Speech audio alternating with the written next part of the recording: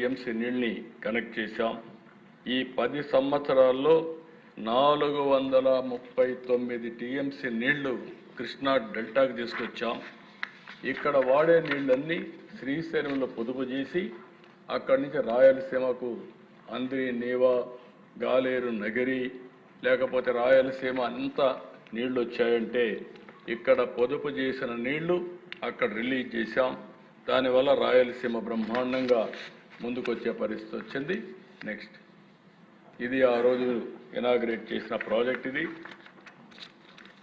Next ఇక్కడ చూసే దేశం ఎంత ఆనందం కలుగుతుందంటే ఆ జలాలు చూసినప్పుడు, ఆ నీళ్లు చూసినప్పుడు మనసు ఉప్పొంగే పరిస్థితి వస్తుంది. అది ఓసారి చరిత్ర. ఇలాంటి పనులు చేసి మంచి పేరు తెచ్చుకోకుండా వీటికి అడ్డంపడి చెడు పేర్లు తెచ్చుకునే వ్యక్తుల్ని ఏమనాలి నాకైతే అర్థం కాదు. అధ్యక్ష, ఇది 1 year కాదు, 2020కి పూర్తి కావాల్సిన ప్రాజెక్టు 7 సంవత్సరాలు, ఇప్పుడు 2027కి పూర్తి చేసే బాధ్యత. ప్రారంభించింది మనమే, వీళ్ళు చెడగొట్టారు, మళ్ళీ కరెక్ట్ చేసి జాతికి అంకితం చేసే బాధ్యత ఎన్డీఏ ప్రభుత్వానికి వచ్చిందంటే అది పూర్వజన్మ సుకృతంగా భావిస్తున్న దేశ. లిఫ్ట్ కూడా ఆపేశారు, అది వాడలేదు దేశ. వీళ్ళ అహంభావం మీరు ఒకసారి చూస్తే ఆ లిఫ్ట్ను కూడా వాడకుండా ఆ లిఫ్ట్ వాడితే వీళ్ళకి నామోషి అధ్యక్ష. మీరు చూస్తే 21 అధ్యక్ష 1.6 టీఎంసీ వాడారు, 22 వాళ్ళ, 23 కరువు వస్తే ఇంకా వాడకపోతే తంతారనే ఉద్దేశంతో 55 టీఎంసీ తీసుకొచ్చారు. అంటే ఒక భేషజం అధ్యక్ష. అంటే ప్రభుత్వ ఆస్తులు ఇవి. ప్రభుత్వ ఆస్తులు పెట్టుబడులు పెట్టిన తర్వాత దుర్వినియోగం చేసే అధికారం ఎవరికీ లేదు.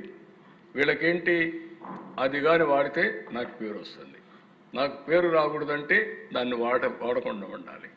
అందుకని అధ్యక్ష ప్రజా వేదికను కూల్చారంటే అది శాశ్వతంగా అట్లనే గుర్తుంటుంది. విధ్వంసంతో ప్రారంభించారు, విధ్వంసంతోనే చరిత్రలో మిగిలిపోయే పరిస్థితి కూడా వచ్చారు. నెక్స్ట్, ఇక్కడికి వచ్చినప్పుడు అధ్యక్ష రెండో ప్రాజెక్టు అధ్యక్ష, ఇది కూడా ఒక విచిత్రమైన పరిస్థితి అధ్యక్ష.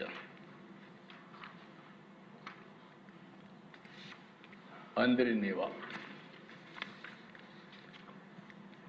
ఒకసారి 87లో ఎన్టీ రామారావు గారు అందిరి నీవా సంకల్పించారు. అప్పట్లో మనందరం కూడా ఒకసారి గుర్తుపెట్టుకోవాలి, ఒక ఇంజనీర్ శివరామకృష్ణయ్య 1.5 సంవత్సరం ఆయన భార్య నేరుగా వెళ్ళిపోయి అందిరి నీవా ఎక్కడెక్కడ వస్తుందో మొత్తం మైల్ స్టోన్స్ వేయించారు. అప్పుడు అందరూ నవ్వారు.